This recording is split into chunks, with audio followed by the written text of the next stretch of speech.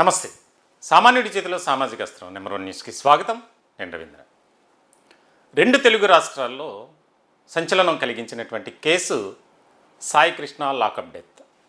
ఈ వ్యవహారానికి సంబంధించి ఇప్పటికీ కూడా సరైనటువంటి క్లారిటీ లేదు. అసలు ఏం జరిగింది? నిజంగా చంపారా? హత్య చేయాల్సి వస్తే ఎందుకు చేయాల్సి వచ్చింది?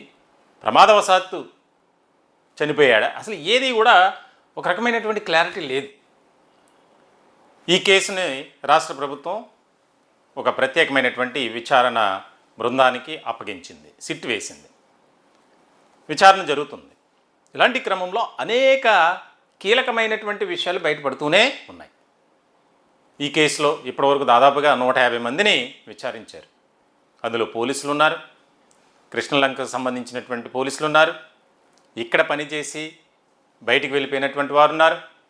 అలాగే సిఐ నాగరాజు ఈ కేసులో అక్యూజ్డ్ నెంబర్ 1 A1గా ఉన్నటువంటి కృష్ణలంక మాజీ సిఐ నాగరాజుని ప్రధానంగా ఈ కేసులో A1గా నిందితుడిగా చూపిస్తున్నారు. అయితే దీని వెనుకున్నటువంటి వ్యక్తులు ఎవరు, శక్తులు ఎవరు, పాత్రదారులు ఎవరు, సూత్రధారులు ఎవరు అనేది మాత్రం బయటకు రావట్లా. ఇప్పటివరకు కూడా రాలా. అనేక మంది కొంతమంది కూటమి పార్టీలకు సంబంధించినటువంటి నేతల పేర్లు బయటకు వచ్చాయి. కానీ ఆ దిశగా విచారణ జరుగుతుందా అంటే సరైనటువంటి ఆధారాలు లభించలేదు. ఇలాంటి క్రమంలో ఈ కేసును కేంద్ర దర్యాప్తు సంస్థల్లో ఒకటైనటువంటి సిబిఐకి అప్పగించాలి అని చెప్పి అనేక మంది పిటిషన్లు వేశారు. కుటుంబ సభ్యులతో పాటు ప్రైవేటు వ్యక్తులు కూడా హైకోర్టులో పిటిషన్ వేశారు. దీనికి సంబంధించి అంటే సిబిఐ విచారణ జరిపితే దీని వెనుక అసలు ఈ కథ ఏంటి, ఎవరు నడిపించారు, ఎందుకు ఇలా జరిగింది అనేది చాలా విషయాలు వస్తాయి అనేది వారి ఆలోచన, అభిప్రాయం. అయితే తాజాగా హైకోర్టుకు ఒక నివేదిక చేరింది సిబిఐ నుంచి. అదేంటంటే ఇది అంతర్రాష్ట్ర అలాగే అంతర్జాతీయంగా ప్రాముఖ్యత కలిగినటువంటి కేసు కాదు, కాబట్టి మేము ఇన్వాల్వ్ అవ్వలేం. దీనికి సంబంధించి హైకోర్టు నుంచి లేఖ వెళ్ళటం, కొంతమంది సిబిఐకు లేఖలు రాయటం, ఈ వ్యవహారంలో నిగ్గు తేల్చాలి, నిజాలు బయట పెట్టాలి, వాస్తవాలు వెలికి తీయాలి, ఏం జరిగింది, ఎందుకు జరిగింది, దీని వెనుక ఎవరున్నారు అనేది మొత్తం విచారణ చేయాలి.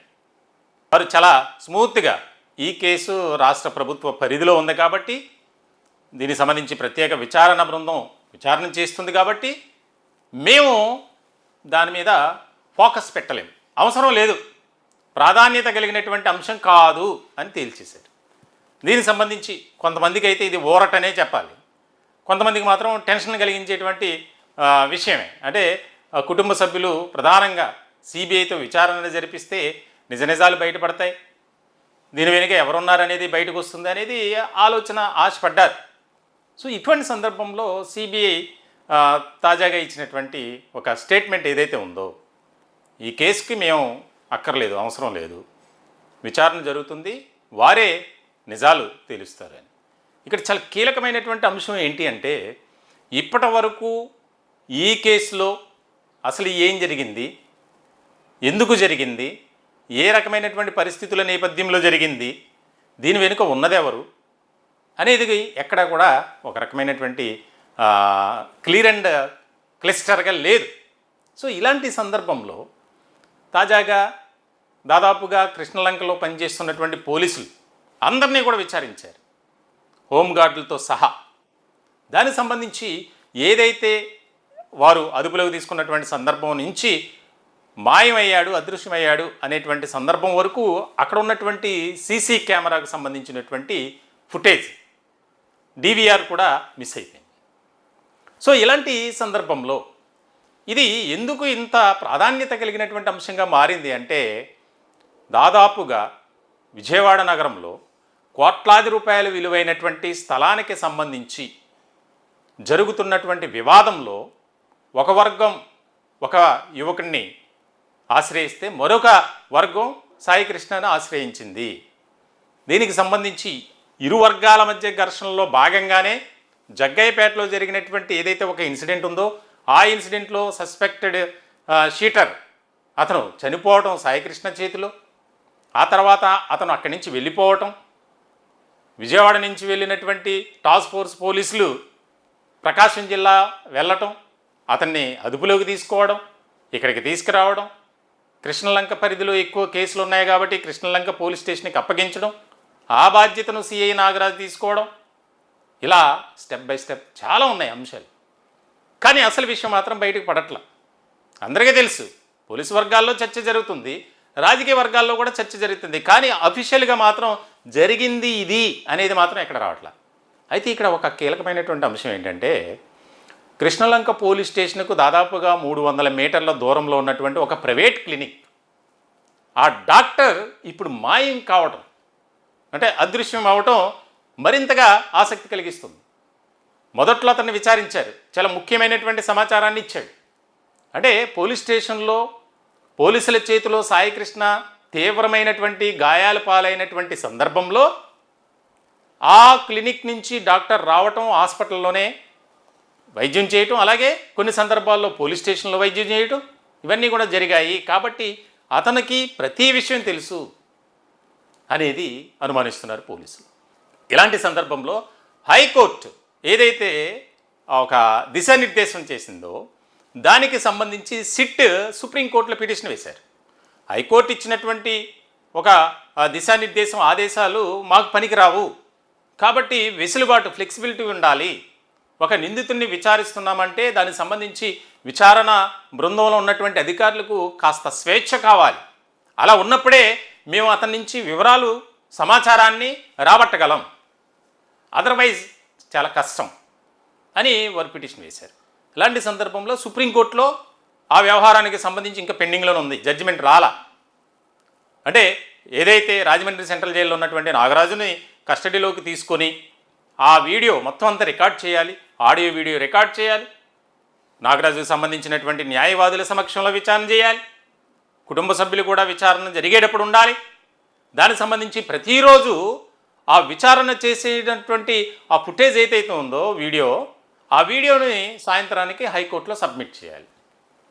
ఎక్కడా కూడా మ్యాన్ హ్యాండ్లింగ్ అనేది చేయకూడదు, థర్డ్ డిగ్రీ ఇది చేయకూడదు అనేది చాలా క్లియర్గా చెప్పింది. ఇలాంటి సందర్భంలో ఇన్ని షరతులతో కూడినటువంటి విచారణ అంటే మా వల్ల కాదు, ఎందుకనంటే నిందితుడి నుంచి ఎలాంటి సమాచారం రాబట్టలేము, కాబట్టి మాకు కొన్ని వెసులుబాటు కావాలి. ఈ కేసు విచారణకు సంబంధించినటువంటి హైకోర్టు పెట్టినటువంటి షరతులు ఏవైతే ఉన్నాయో వాటిని సడలించాలి అనేది.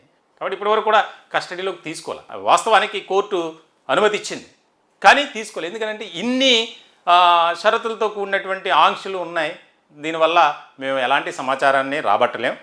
ఒక నిందితుడిని విచారిస్తున్నామంటే దానికి సంబంధించి కాస్త స్వేచ్ఛ అనేది, ఫ్రీడమ్ అనేది అధికారులకు ఉండాలి అనేది.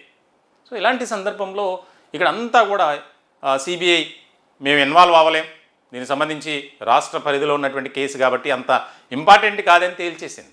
అంటే జాతీయ స్థాయిలో ఇది ప్రభావితం చేసేటువంటి కేసు కాదు, అక్కడ స్థానికంగా ఉన్నటువంటి కేసు కాబట్టి ఆ రాష్ట్ర ప్రభుత్వం చూసుకుంటుందని వాళ్ళు తప్పించుకున్నారు. దీనికి సంబంధించి ఒక ఆసక్తికరమైనటువంటి చర్చ జరుగుతుంది. ఇప్పటికే కొంతమంది నాయకుల్లోనూ కాకీల్లోనూ టెన్షన్ మొదలైంది, సిబిఐకి ఇస్తే ఏ రకమైనటువంటి అంశాలు బయటపడతాయని.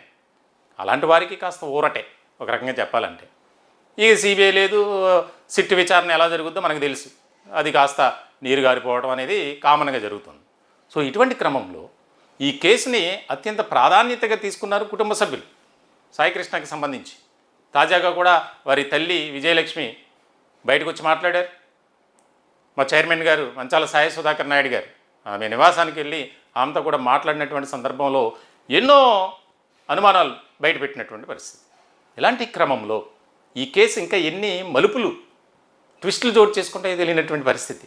కానీ ఎవరైతే దీని వెనుక ఉన్నటువంటి అదృశ్య శక్తులు, వ్యక్తులు, వారు మాత్రం బిందాస్ హ్యాపీగా ఉన్నారు. మరి వారి పేర్లు ఎప్పుడు బయటపడతాయి? బయటపడే అవకాశం ఉందా? ఇతను కస్టడీలోకి తీసుకుని నాగరాజు కనుక చెప్తే తప్ప మిగతా వేరే దారిలో బయటపడేటువంటి అవకాశం లేదు.